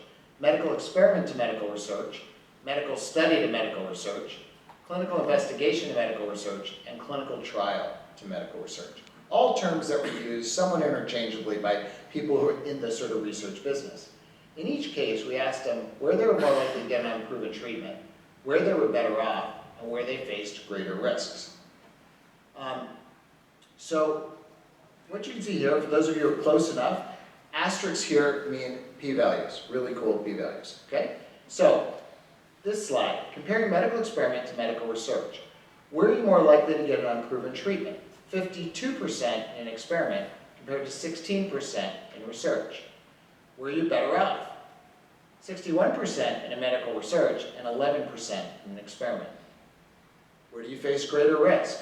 70% in experiment compared to 10% in research. All hugely statistically significant. In 103 in-depth interviews, actually only 99 because 4 transcripts were unusable. See what I remember 20 years later? In in-depth interviews, people termed these things as being risky or scary. Experiments were risky or scary. Research was something doctors were doing to help you. So that was sort of the common meaning. Since there's so many scientists in the room, the enantiomer of medical experiments is medical study. They told me I'd use my organic chemistry in my life future. I'm using it now. Enantiomer, it's a mirror image. Medical study to medical research. Were you more likely to get unproven treatment? 73% in a study compared to 40% in research. Were you better off? 34% in a study, 23% in research. Where do you face greater risk? 11% in a study and 60% in research. We couldn't understand that because we were thinking, study, a phase 1 study, that's dosing, that's toxicity. What does that mean? Well, in-depth interviews, a study. That's when the doctors and nurses get your records. They study up on you and your disease. Now, we can quibble over the description of radiation risks and the like, but if people don't understand centrally what the distinction might be between research and clinical care, the whole notion of consent doesn't make sense.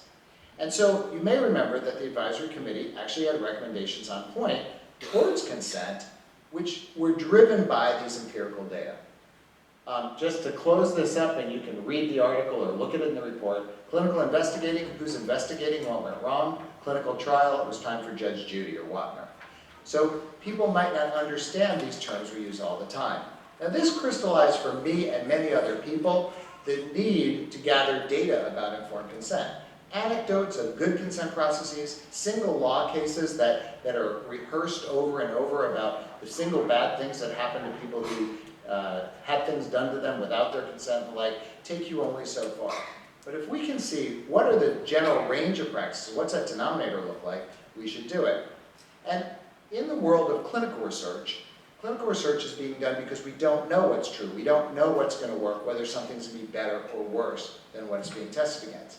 Ironically, people have the hubris to make recommendations for things like the moral protections that are in place in research without any data about safety or efficacy. And so we argued in a paper soon after the advisory committee that we needed to, where relevant, gather data on these protections. There's been a range of efforts that have gone forward, going first to the literature. It's true when you look, there have been tons of studies on informed consent, and many people focus on this notion of comprehension. How well do people understand things? This is only one component of what it means to give autonomous authorization to participate in research or get clinical care. Incomplete comprehension has been documented over and over. Literacy, the research setting, and the approach seem to affect comprehension. And even though comprehension is necessary, it's not a sufficient part of the consent process. So I was lucky enough to engage in a bunch of different projects, and I won't tell you about any of them other than to say they ranged greatly from the then brand new approach to umbilical cord blood banking, which was then used for umbilical cord blood transplants, where this had never been done. What did it mean to obtain consent for your placenta and the cord blood? How was it obtained? What were the cultural meanings of the consent form? Here, qualitative research was important, followed by quantitative studies to see how well we did. Nancy Cass took a lead on a project with researchers at Chicago, and I was at Duke at the time, on how to enhance consent for oncology. Going on to dementia, what does it mean for the caregivers who were asked to give consent? Little data about how to improve that process. A study we did called COINS, Conflict of Interest Notification Study, in the wake of the Jesse Gelsinger case, about how do we disclose financial conflicts of interest in research, and a multi-stage project using data to come up with empirically defined language. And then finally, EQUIC, which was not the Peter Moss play.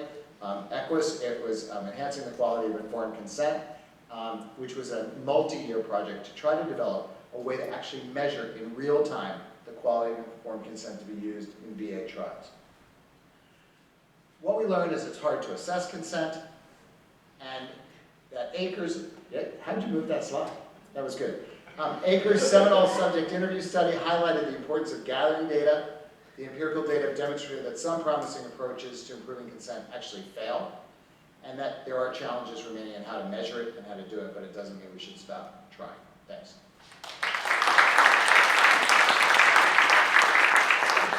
Some things don't change. Give Jeremy an audience. It's the Judy Garland story.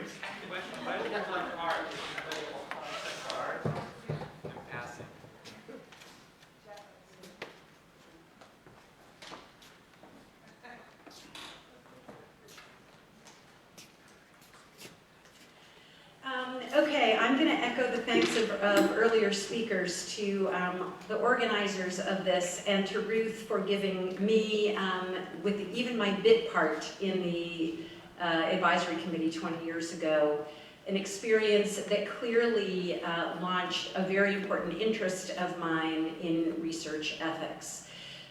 What I want to do with my 7 or 8 minutes, if I can pull it off, is give you a little bit of a personal journey that I hope will highlight where I think some of the interesting questions in informed consent have been and continue to move. And potentially bring in some connections between some of what Henry was talking about, consent in care, and Jeremy, and consent in research. So my role in the advisory committee was as a consultant to work on this subject interview study that Jeremy just talked about. Jeremy was primarily responsible for the quantitative piece, and I took the lead on the analysis of the qualitative piece, which, as Jeremy said, involved interviewing about 100 people who had been participants in research as well as patients, and we did these long, in-depth qualitative interviews with them. So here are a couple quotes from 2 different transcripts from some of the interviews we did with patients. One person said they had joined research as a patient because if, quote, if there's something new on the market that might be better than the traditional program, why not try it? Another patient said, I don't feel like the drug would be on the market if it were going to harm me. So sometimes when I present this, I put the little SIC after on the market to remind us, this was the quote from the patient, these drugs were not on the market. These were drugs that were being offered by researchers and physicians in renowned institutions, and I'm not in any way trying to say anything remotely negative about the institutions or the researchers. Patients went into studies thinking, if these smart people are offering me this thing, it's got to be in my best interest. So this certainly in a personal way prompted my interest in research ethics. I hadn't been working in this area previously. There's a literature that anyone who has studied research ethics knows very well. It started with a paper published by Paul Applebaum and Chuck Litz in 1985 on what is called the therapeutic misconception. It's known to be this really important problem in research ethics where research subjects who are also patients sort of conflate the research purpose to be a purpose to help them individually with their clinical care. And clearly, it's very important to identify strategies that help patient subjects separate what is a reasonable hope to which anyone is entitled from an honest-to-goodness expectation of what is reasonable to expect. And as Jeremy said, it prompted an interest certainly of mine and of his in exploring empirically strategies that can make a difference in helping patient subjects in particular to understand what research is about, what it offers, what it can provide, and what it can't. But fast forward, it's also not entirely true that research is never in a patient's therapeutic interest. And it seems important for us in the ethics world to acknowledge this and embrace this and to uphold the entirety of our commitment to ensure that patients understand what research can and cannot provide. So sometimes research is as good or better or the best option therapeutically. And I don't mean by saying this in any way to say that is always true. Obviously not. But to suggest similarly that it's never true is not being honest either. So sometimes investigational drugs are promising. It sort of depends where it is on the research pipeline. Sometimes research studies, sometimes a research project is designed to study a therapy that is already approved and help us learn more about it.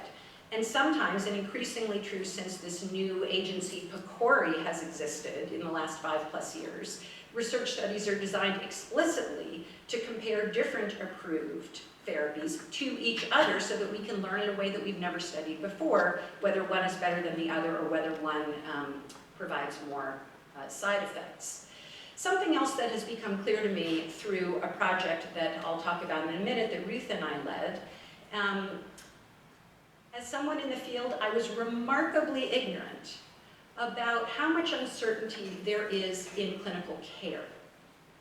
So while we in the ethics world were doing, I think, a really good job to try to push the very important agenda of making sure that research participants understand uncertainties related to care, we were not necessarily pushing an agenda that said, let's contextualize that in a particular clinical context. They vary tremendously from context to context, with how much certainty we have or uncertainty we have about the therapy being recommended in normal clinical care. So this led to a project that Ruth and I led with this spectacular team of collaborators that we started about 5 years ago. There are other people who were staff to that project who are also in the room. What we did was we wrote the grant saying we wanted to explore that blurry space between research and care. What it ended up moving toward, and I'll talk about this in a minute, was thinking about something called a learning healthcare system and what ethics can contribute to that being done in an ethically appropriate way and not an ethically problematic or exploitive way. We started our project thinking a little bit about the history of research ethics and clearly, if I can echo the theme, recognizing the importance of thinking about history in taking on a contemporary problem. So we had people who were going in the archives of the National Commission, looking at all the transcripts that led to the Belmont Report and the current regulations that we have, and what led to what we have. So research ethics oversight, at least in the United States, if we date back to the 1970s when we got the HEW, precursor to the Common Rule, we have this really important oversight that relies, of course, on being able to distinguish research from clinical care. When we can do that, we can say research goes down the decision tree path that requires that the activity go to an IRB, and often we seek informed consent. Clinical care does not have to go down that path. So the way we know which side of the decision tree an activity belongs on is by looking, at least in theory, at the definition in the regulations that tell us which research, what is research that defines an activity that needs to go down the IRB path. Research is defined in the regulations as a systematic investigation with intent to produce generalizable knowledge. We can all rattle that off if we're in the research ethics world. Now remember that that was written in the 1970s. And I'm not going to go too far down this road, but think about clinical care and think about these words systematic investigation and intent to produce generalizable knowledge. So, but going to our looking back, the regs say research is where there's a systematic investigation designed to produce generalizable knowledge. And the explosion of research ethics literature that followed the publication of these regulations further elaborated and said research ethics guidance is needed because in research there will often be more risks, uncertainty, and burdens than in care, and protocols will often determine the care that you get, so you remove autonomous choice from the doctors and patients. Our contention in this project increasingly was that maybe the spirit of the law was really important, but the way it's moved in terms of interpretation maybe leads the need for at least a few modifications. So by spirit, I mean that people exposed to more risks or burdens need protection, of course, is ethically correct. I hope that's not debatable. But the contention that all or most clinical research is the definition of where people need protection, and that clinical care is where we don't need protection, may be drawing an artificial line that ethically is really important. This is not just sort of a technical problem. It leads us to think that where we need to protect people may be a little bit in the wrong place and may be ethically misleading. So we became very taken by a model of something called a learning healthcare system, which is an integrated system that provides needed care to patients and that learns systematically from the care that is provided. So we became sort of true believers. We drank the Kool-Aid. This is a model where the best current evidence is built into clinical rules that help determine what care patients get, and the same single data system seamlessly captures what happened in care. allowing ongoing learning based on millions of patients' experience rather than just a limited few. Almost there. So to quote a colleague at Johns Hopkins, it's a model where clinical care should always be both informative and informed. There's two broad ways in which this learning can happen. It can happen sort of passively, which means we all go get our care, but somebody actually pays attention to all the records and learns from them. And then actually, in a more experimental way, where we as patients might be randomized to one of two approved treatments to see which one actually is better. I'm just flagging this, that we spent a lot of time developing an ethical framework for how this would all work. And just the last two slides on sort of, so what would that mean? IRBs need a lot more options for prospective clinical research. IRBs have options of exempt, expedited, and full committee review right now. But in general, they can't be applied to prospective clinical research. Secondly, we need to identify ways to explain risks and benefits and burdens of studies in relation to clinical care. There's nothing in the regs that say that we need to do that. And the more we can situate the risks of research in relation to care, the more people can figure out whether joining research is more risky or more burdensome, or if the risks we're describing are exactly the same risks and burdens that unfortunately would have been there in clinical care as well. All right, I think I'm going to stop there. Thanks.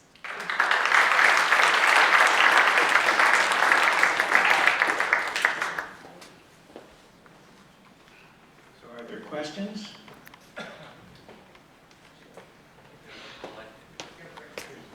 They're being collected. In the meantime, I would point out that in radiation oncology, every patient who gets treatment has to sign an informed consent, whether they're on an investigation study or not, because of the potential for malignant disease caused by the treatment.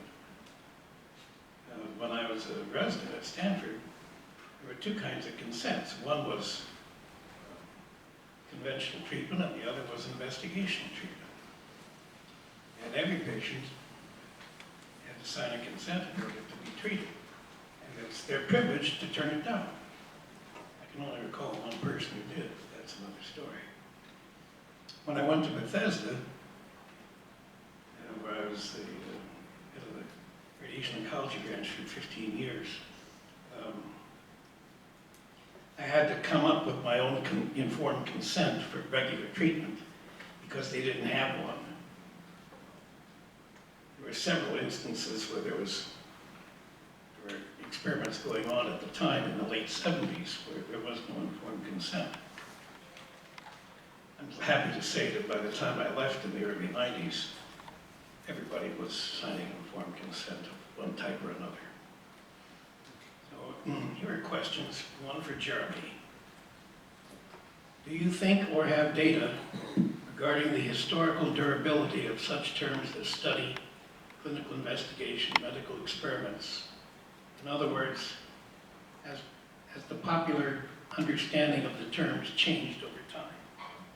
That's a great question. And even when we did original work, we were concerned that they may not apply in other settings. One interesting project that followed work of the advisory committee is I worked with a linguist. None of us were card-carrying linguists on staff or the commission, and had the linguist reanalyze all the data from the transcripts to sort of make sure that what we were learning through these forced choices and quantitative research was well. And what was interesting is people were struggling to find terms to describe what the is was or what the was at the time. And they didn't have a vocabulary with which to articulate what the research experience was like to them.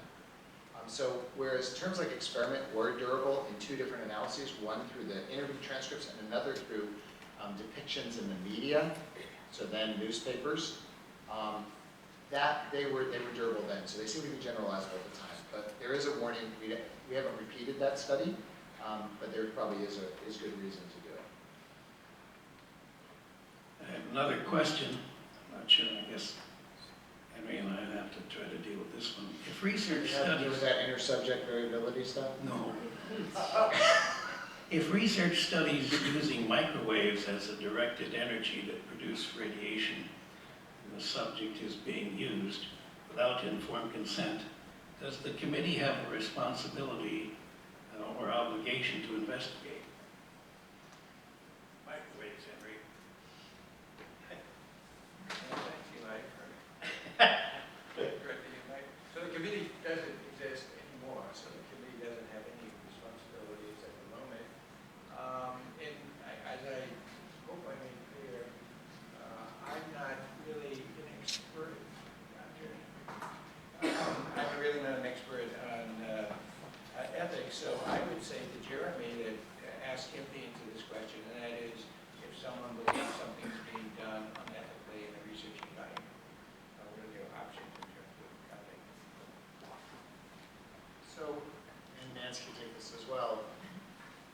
Some research is, in this country and many countries around the world, is regulated. So research that takes place within institutions like Johns Hopkins, we have an assurance and an agreement to conduct ethical review of all the research we conduct.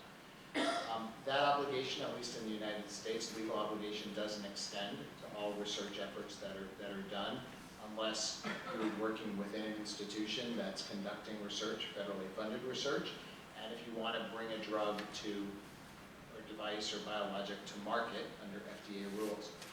So the laws in the United States cover those research activities more generally, and within those settings there are different mechanisms by which you can appeal to the people who are in charge for that. We leave unregulated several areas of research that could be conducted. There's actually a big movement to do-it-yourself researchers in several areas where they are doing research that is on their own. They may be doing research in their garage, similar to the way some computers were designed in the old days, right, in back garages. And that research is not currently regulated. So there's not necessarily a recourse. There's probably through other mechanisms, if one believes things are done wrongly to oneself, regardless of whether you call it research, you could appeal to yourself being violated in different ways through normal civil processes. Well, let me just add, there are a lot of different types of radiation. Most of what people mean by radiation is what they call ionizing radiation, which is essentially a biophysical form of X-rays that alters the electron density of various molecules in the biological sphere. And those alterations are responsible ultimately for the biological effects that ionizing radiation has. Microwaves are not part of the ionizing radiation. And as the best of our knowledge, there is no carcinogenesis associated with microwave technology. Light is part of the electromagnetic sphere. Nobody thinks light causes cancer, except under bizarre circumstances where you have tanning going on and that sort of thing. And that's almost entirely melanoma. I have a personal interest in what they call photodynamic therapy, where we use photosensitizers and laser light to destroy tumor cells that are superficial, because the laser light doesn't penetrate very far. It's very good for superficial surfaces. And that's not ionizing radiation. DNA is the target for ionizing radiation. These other forms of radiation do not have an impact on the DNA, on the genetic material of the cells, and that's why the ionizing radiation is so much more damaging, so much riskier than other forms of radiation. Yes, ma'am. I guess the question I have, though, why has this belief in the government using microwaves been so durable? I mean, I've looked at the letters Henry Beecher got after the publication of his article, and people were worried about it then. And I heard recently that it proposed changes to the common rule, a subset of comments, popular comments that involve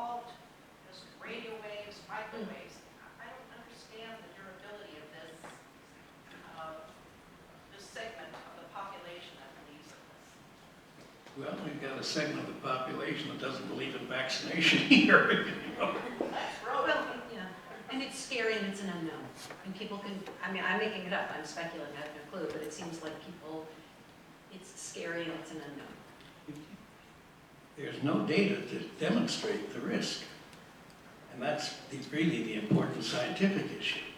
Someone shows some data that confirms risk, then it's a different story. With ionizing radiation, there's lots of data that show that it's risky. And I'm one who uses it all the time. And it's a variation on the old theme from Hamlet, where Claudius says that diseases desperate grown by desperate appliance are relieved or not at all. You have to fight fire with fire. Anyway, other questions? A question? Yes, sir. I just had a comment to the young lady's question about, where does this come from? It comes from reports from the Eisenhower Center for Space and Defense Studies, and it does say that there is an attack on the brain called neural wars or neural warfare. Dr. Marino has wrote on it himself that says that this type of energy and technology does exist, and it does affect a small portion of the population. Jonathan? Jonathan? I was referring to anything like that, I'm not sure. Okay. Any other questions? Try to answer them, even if they haven't got answers.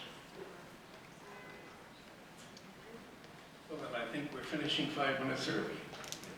Thank you very much. So this third session is on the subject of remedies, risk, and government wrongdoing. So I think I'm hoping that this session will be an upbeat session, in the sense that this will demonstrate how a committee like the advisory committee can actually have some influence and get things done. So that's what I'd like to take as the theme of just a couple of opening remarks that I will make, and then I'll turn it over to our panelists, and I'll introduce them in turn.